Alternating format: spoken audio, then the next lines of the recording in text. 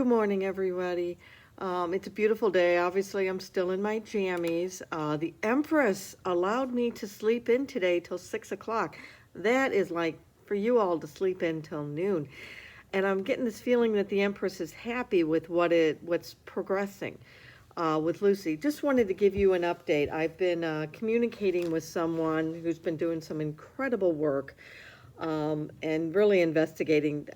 None of what I am telling you is stuff that I have unleashed or found. It's her, and she has given me permission to kind of communicate this all to you. She is working closely with a certain wonderful statistician who has been involved with the whole Lucy Letby thing. So a lot of this information will be coming out.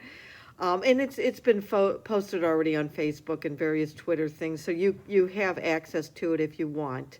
But I'm just think of me as the means of communicating. Okay, so this is all on baby A here. And basically, baby A, set of twins. Mom came in, and I found out that she came in on the 25th of May, and I thought she only had come in a couple of days prior to delivery, and in fact it was more than a couple of days because I think the babies were born somewhere in early June. The exact date slips my mind. I think it's somewhere around the 8th or 9th of June, something like that. So again, there would have been ample time for this neonatal team to have done that 15 minutes of figuring out what the mom's history was. It's not a hard thing, and everyone knows that they have to do it. So, now, and we do know that Brearey needs to cover up the fact that the mom has lupus.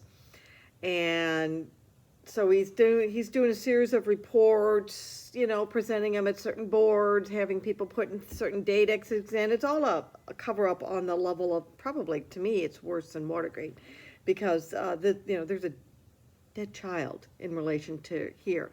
Also, there's just a series of all these kids that came after, A to, was it J, L, P, or, oh no, it was A to Q. So, Brewery's mind is totally on this and totally on trying to make sure that this, doesn't go through, that the parents don't get some sort of a large judgment so they don't lose that important baby fund, baby appeal grow fund. And it only really has 1.5 million, and that could be completely wiped up and then some, if these parents, rightfully so, get some sort of a large judgment on that. And he was able to basically, I think all of his focus was on this, and it should have been, well, we've got other babies here, and then subsequently it's just been a snowball effect. That is my opinion. Again, I'm giving you my opinion. Should you have a different opinion, or if you have any other theories, please, by all means, I want you to comment. I love all your comments. Now, there is another reason. Okay, so we know that in the early reports and stuff like that, it is hiding mom's condition and basically just saying baby was born bradycardic when it was born. Now, we're not 100% positive this was a complete heart block or that the baby was born without a heart, not without a heartbeat. They listened to the baby's heart with a stethoscope. They didn't hear it. So yes, there's a very good chance. Again, we're not 100% sure. But in subsequent reports and things he presents, he says, he adds baby born in good condition. Now, this is what this person is hypothesizing, and it absolutely makes sense to me. That basically it's in a good condition, and what they may want to hide is, oh my God, was this baby born what we would call an HIE baby? And that is HIE stands for hypoxic ischemic encephalopathy, meaning oxygen didn't get to that brain. And didn't get to that brain prior to the birth or during the birth process. It's a very, very serious condition. Now, there are varying degrees of it. A baby can be born just absolutely, I hate to say it, it looks as if it looks as if it has no brain activity, or it could have, or this could kind of show up later on. What happens with that brain is that, and think of it the same way you would think of a severely twisted ankle. When you twist your ankle, what happens? You have severe swelling. It is the inflammatory response that happens. And again, with neonates, we know that the inflammatory response goes into overdrive because it doesn't have that part of the inflammatory response that would put the skids on the brakes. Would just say, no, you can only go this far. Well, it becomes a process where there's just all this swelling, all these things, and obviously the brain is dying, and we want to protect this brain as much as we can, and it's basically you ice the kid down in a certain protocol. So I'm looking at my thing here.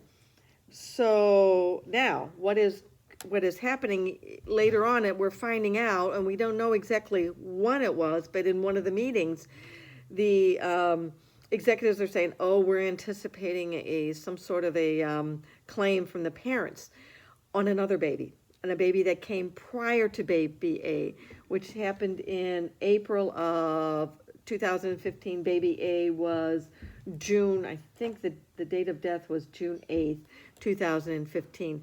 Now, that baby somehow, it was a term baby. There was some sort of a placental hemorrhage. Now, could it have happened due to just some unforeseen thing, or did they not keep an eye on it and there was some sort of a placental bleeding with the mom and eventually was starved of oxygen? Ravi was there at the time and cooled the baby.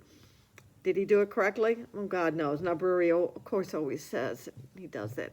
Everything is done in the most perfect way. But do we trust Ravi? Do we trust Ravi to know? I mean, there is a set protocol to cool these babies, and very important. Now, this baby was sent to Aero Park, and I believe it died that day, too. So, now, this baby should have, there were signs at the birth. Now they're saying what we know, and what they're saying, they keep emphasizing, oh, this mother's blood pressure was sky high. Obviously, she has a history of a stroke. We needed to get those babies out because this blood pressure is horrible, and it would be horrible for both the mom and the baby. What we don't know is, was there something on those fetal monitors, or it was blipping real bad, and so, we got to get these kids out. Again, we don't know. What we do know is that baby was born floppy, was born without what we would call an audible heartbeat, and that they were able to do the rescue breaths in a certain manner, and then all of a sudden, it became bradycardic, which was a low heartbeat, and then it got into a reasonable heartbeat. Just as a side note, always remember, when it comes to adults, the heart stops first, as in a heart attack, or some sort of bizarre arrhythmia, then it's the breathing stops. In a child, it's reversed. First, it's the breathing that stops. The lack of oxygen then stops that heart. So it makes sense. Now, not only should this baby and the twin sister had a 12-lead EKG, and that's just a simple thing. As soon as, reasonable, as soon as that baby is settled in that intensive care unit, we've all had 12-lead EKGs where they put all those things on you, and they can really get really down to the weeds and get into precise certain arrhythmias, and they can precise do it. It's much better than what you would see on a monitor, and a monitor can only give you so much. Did not have that because, trainees didn't know mom had lupus, which would have put baby at great potential for that. But the baby possibly and probably should have, because was this baby starved of oxygen just prior to the delivery or at some point? It should have had what we call a continuous EEG. And you've seen it. They kind of like tape on various leads on you, and it on your head, and then it just has a certain readout of brain waves. And that could have, if this baby was an HIE baby, it could have detected it. Now, sometimes the HIE does not show itself for a little while because it hasn't had enough inflammatory response to have that effect on brain. It may be very subtle, but it may not show up for, it could be, I think, at 24 hours. And again, I am no expert on this at all. So basically, you kind of want to watch these kids for a while at first and say, to kind of clear them. And a great way to watch them is just obviously to monitor blood values and neurological status, but also that continuous EEG, just having some probes just taped on you and kind of seeing what those brain waves, those electrical brain waves are doing. Now, funny thing is that we can thank Carl in the UK, how we were able to kind of, and I'm going to say we, it's not me. Again, it's those wonderful people. I'm just saying we, as I like to be part of the group just to kind of know and communicate to you.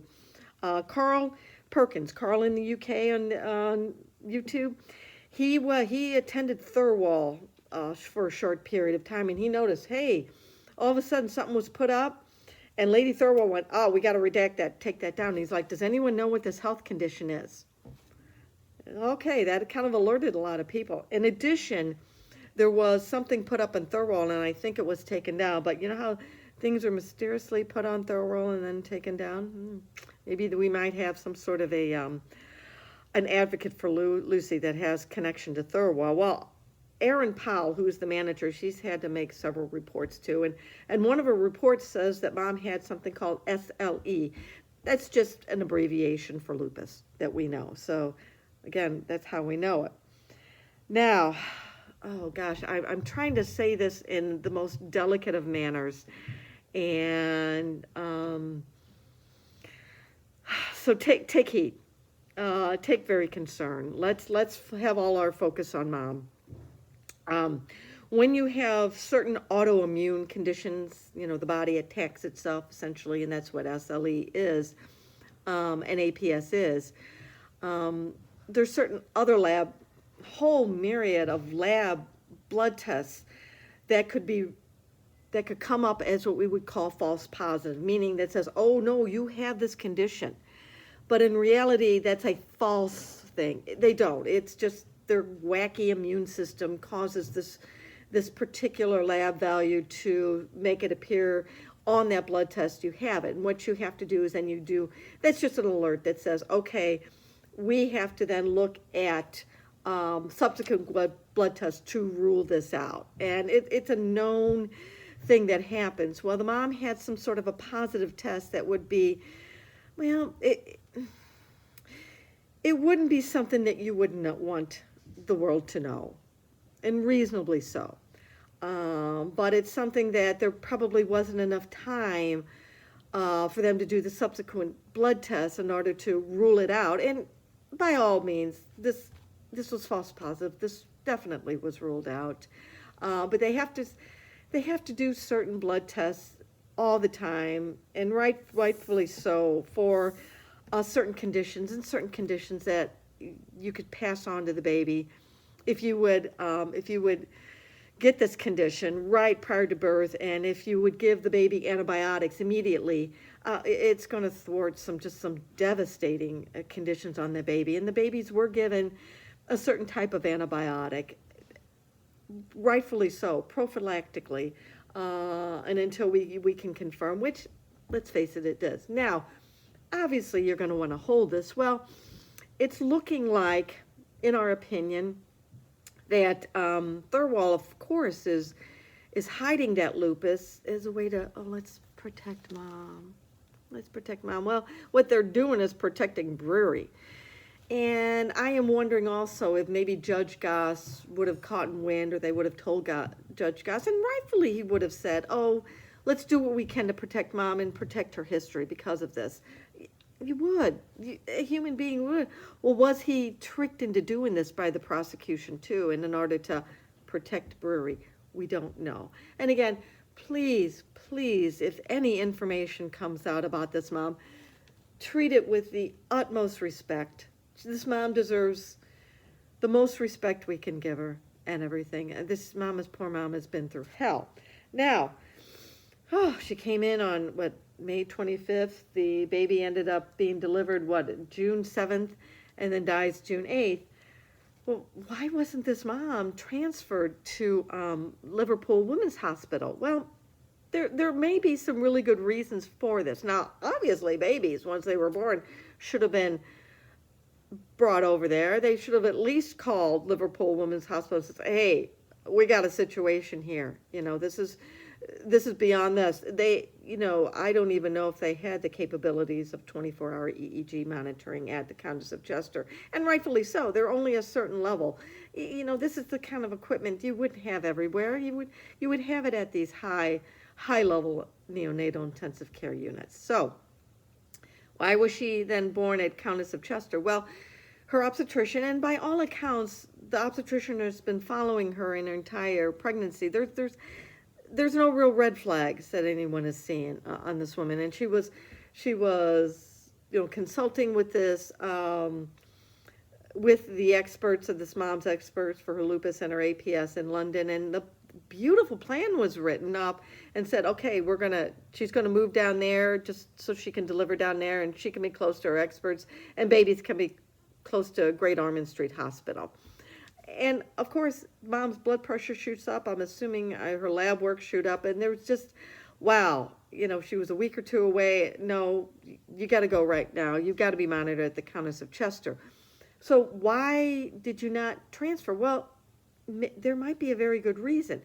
The Countess of Chester has a wonderful adult intensive care unit. It is now, I believe I don't know if it was stroke certified, but it actually had it had built, and it spent a lot of money, rightfully so, updating its adult services. And it has a dedicated stroke unit and intensive care for this. It has all the specialized OR if there was, God forbid, the mom would, need something in the OR, all the radiology, everything you would need for, and neurologists, and everything you would need for someone who would have a stroke. And she does have a history of a stroke. She had a stroke when she was 22, and with having that APS, she could be throwing a clot, especially with pregnancy.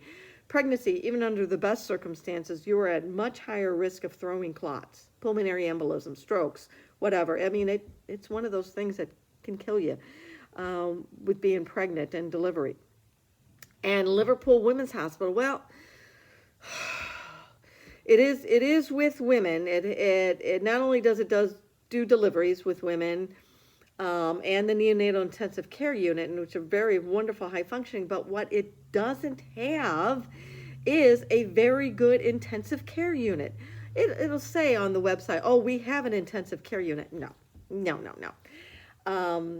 And again, they deal with older women with various gynecological issues, and you would expect these women to have some sort of an underlying heart condition.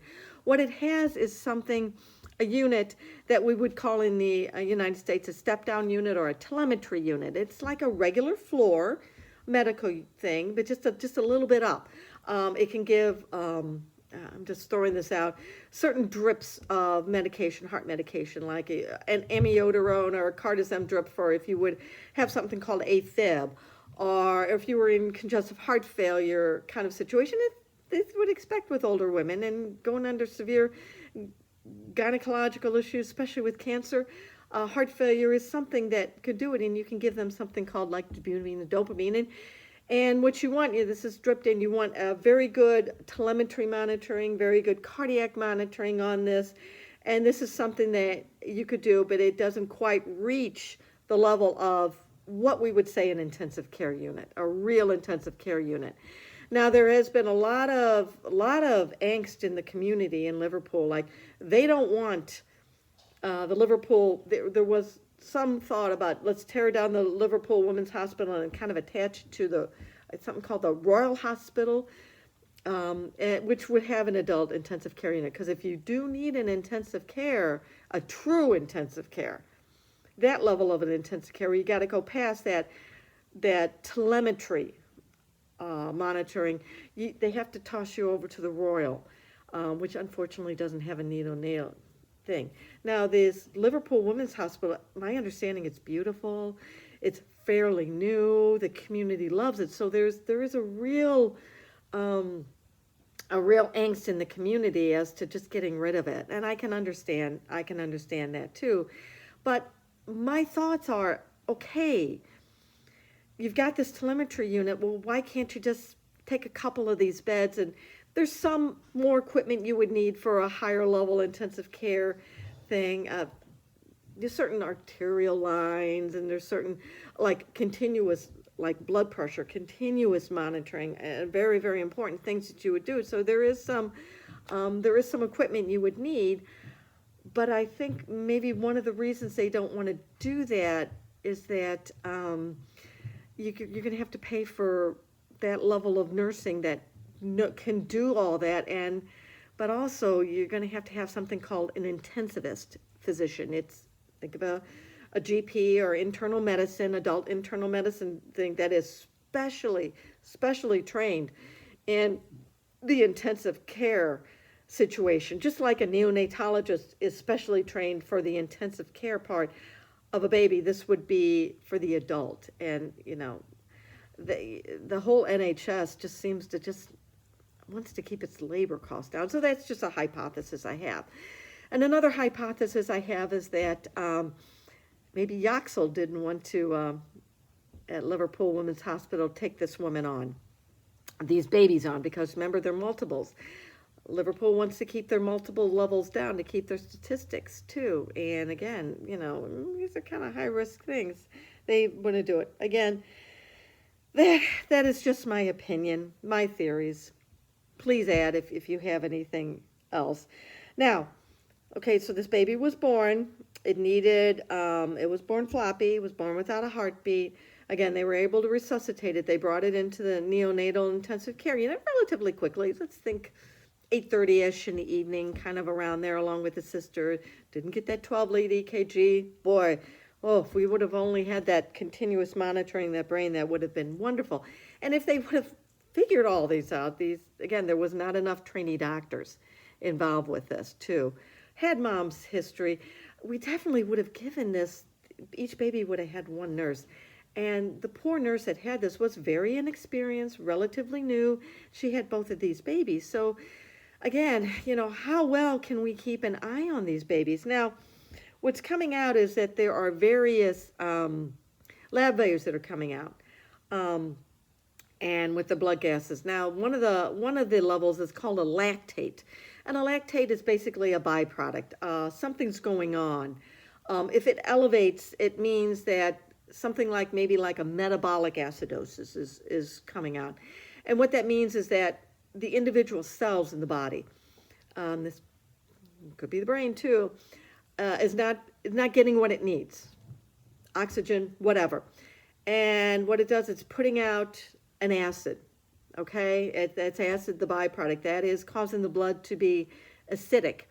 And too much acid in your blood will kill you. Well, there are certain lab values that are coming up. Now, they're not alarmingly coming up. It wouldn't be sirens going off, but it's rising up. And again, we would expect a baby under a stressful situation at birth to have kind of some elevated lactate, the stress of that. And then to kind of, let's just start trending down as things coming up. Well, guess what's happening? Things are trending up, and they should be it's going the exact opposite way. Now, at the trial, they're saying, well, it may be mildly elevated, and yeah, but it's still stable. Well, yeah, but neonatology isn't just a number. You look at trends, because neonates are just so specialized and so you look at trends. Also during the day is that the babies, even though it's on CPAP, the oxygen levels on the blood, they're looking good. Okay, that's great. But how this baby is able to keep these oxygen levels good is that its respirations are too high, or high. Now again, it isn't a siren level, but again, trends. Let's look at trends. Its respirations are high. It's trying to blow off something called carbon dioxide, and carbon dioxide plays a dramatic role in the blood, so far as acidity is concerned. And you want to blow off that carbon dioxide as much as you can to keep that acid level down. So again, during the day, no one's looking at trends. They're all focusing on, okay, we got to get these lines in so this baby can get parental nutrition and stuff. And, yes, stable, but when you look at one thing, but it isn't, or one level, no one's looking at these trends. So, since this is kind of running long, I am going to, in the next video, show you various things and how we were able to find it through Thorough. And I'll explain it to you, but I'll do another video right after this to explain this to you. How, again, I was a chart auditor, and it's not so much what I see, but it's also what I don't see. And again, there's just been a wealth of information on Thorough, and I'm going to show you what it is and show you if you want to do it yourself. Now, let me, I've got my notes here. So, and again, in another video, wonderful person in the comments has alerted me to, this baby had, again, it had, the last line that was put in was what they call a long line. You put it in through the arm. Well, how this was threaded through and everything like that is, there's this trainee register who I think is just dumb, okay? How he kind of screwed up on that too. And I'll explain that to you again in another video too. There's just a wonderful, I have to pull up some sort of a wonderful diagram that, first of all, I have to understand it, and I don't. And I might explain, I'll be able to explain to you why Shuli believes that this was a blood clot to the brain. And no other way, all these hypotheses that I'm throwing out to you, please take heart. I am in no way want to lower or arguing that Shuli doesn't know what he's doing. Remember, he does not know the mom's history, and he does not know all this information that was coming out too. And this man is a genius as far as I'm concerned, and how dare I even question him? I'm just saying, he probably would look at this if knowing all this stuff too and just say, oh yeah. Always remember, a death, unless you're hit by a bus, is not just one thing. Now, Dewey seems to think it's one thing, like you just throw in some air in a line and boom, you like that. No, death is like the Titanic. In most instances, and probably this baby, it's in the Titanic. Was it the iceberg that sunk the ship? Well, yeah, but what killed the people? It was, first of all, how was the ship made? They didn't have enough lifeboats. The ship that was the closest to them, that could have saved them, didn't, turned off the radio, didn't get the signals. The ship that came later on to save all these people came, quite a bit of hours late. There wasn't enough this, there wasn't enough that. There wasn't enough people. The whole lifeboats itself, some of them were only partially populated. People in third class couldn't quite get up to the deck. It was just a series of all this. And again, was it the line, improperly put it, that did the heart? Did the baby have underlying cardiac issue? Did it have maybe HIE? I really a strong advocate of the fact that they just let this baby go so long without sugar. It ran out of gas. It is a series of things. It was premature. The baby, just inches away from him, was another baby that was soon to be transferred within days for just horrible, infection. There was Pseudomonas. There was this and that. It's a series of things. And if I would have to make a guess, it was a series of things, and it would take someone like a Shuli to say, okay, yes, it is these 10 things. This seems to pay a higher weight, think of it as the straw that broke the camel's back, okay? But obviously there's all these other straws that added to it. So again, I'm optimistic. Things are coming out. Now, it's not coming out fast enough. No, we wanted her out of that prison years ago. But, and then Chris Morris is really emphasizing, and I have to agree with him. He's the gentleman that puts out the Lucy Letby analysis YouTube. phenomenal. I encourage all of you to watch this. And he's saying it's very, very important that all our I's are dotted and T's are crossed. Because, first of all, otherwise Lucy's going to live, even if they would release her tomorrow, there's enough people out there to say, for the rest of her life, she's going to have to carry that burden of being known as the serial killer. We want to do that. Also, whatever happens, this is going to set a precedent.